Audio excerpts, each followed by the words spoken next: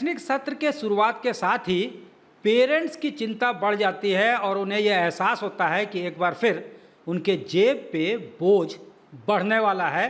Private school हर साल लगभग जो है किताब के नाम पे, अलग अलग शुल्क के नाम पे या फिर फीस वृद्धि करते हैं, जिससे पहले ही गार्जियन जो है वो चिंतित रहते हैं कि नया शैक्षणिक सत्र शुरू हो रहा है तो इस बार उनके जेब पे कितना बोझ बढ़ेगा। लेकिन इस पर लगाम कसने के लिए एक कमेटी का गठन रांची के डीसी ने किया है और इस वक्त इस मुद्दे पे बातचीत करने के लिए हमारे साथ झारखंड पेरेंट्स एसोसिएशन के प्रेसिडेंट अजय राय हैं। उनसे सीधे बातचीत करते हैं। अजय जी, क्या किस तरह की कमेटी है और क्या निर्देश दिया गया है प्राइवेट स्कूल को डीसी के साथ जो बैठक हुई है, क्योंकि वो फ़ी निर्धारण जो कमेटी होता है उसके अध्यक्ष डीसी ही होते हैं। देखिए, ये 2017 झारखंड शिक्षा न्यायाधिकरण संशोधन अधिनियम, इसको पूरे झारखंड के अंदर 2019 में इसको लागू किया गया।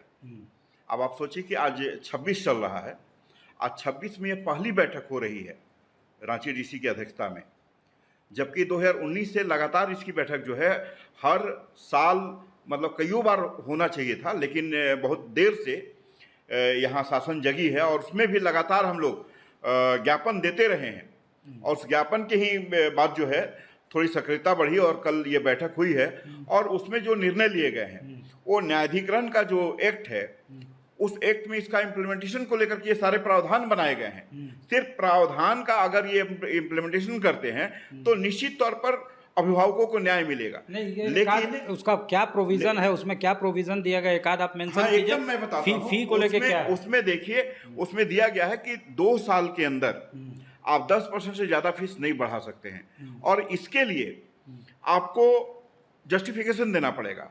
सबसे पहले जो आपका स्कूल के अंदर एक पीटीए का गठन करना है, वो उस एक्ट के तहत जिला स्तर पर डीसी की अध्यक्षता में वो कमेटी गठित होती है।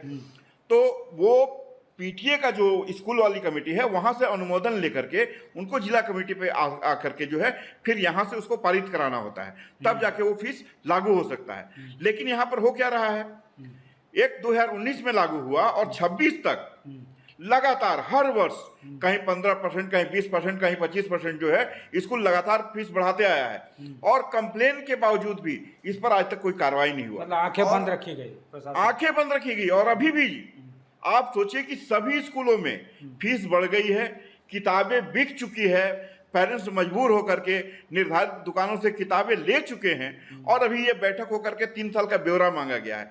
फिर भी हम लोग एक उम्मीद जताएं कि चलिए आप 3 साल का अगर फीस स्ट्रक्चर अगर स्कूलों से मांग रहे हैं तो उस पर कार्रवाई होगी, लेकिन उम्मीद बहुत कम है। नहीं, आगे अगर ये सर्वे हो ही जाता है तो इसके बाद अगर कोई ज़्यादा वसूली किया तो क्या वो जो है वापस रोल बैक करेगा? रोल बैक करने का प्रावधान है।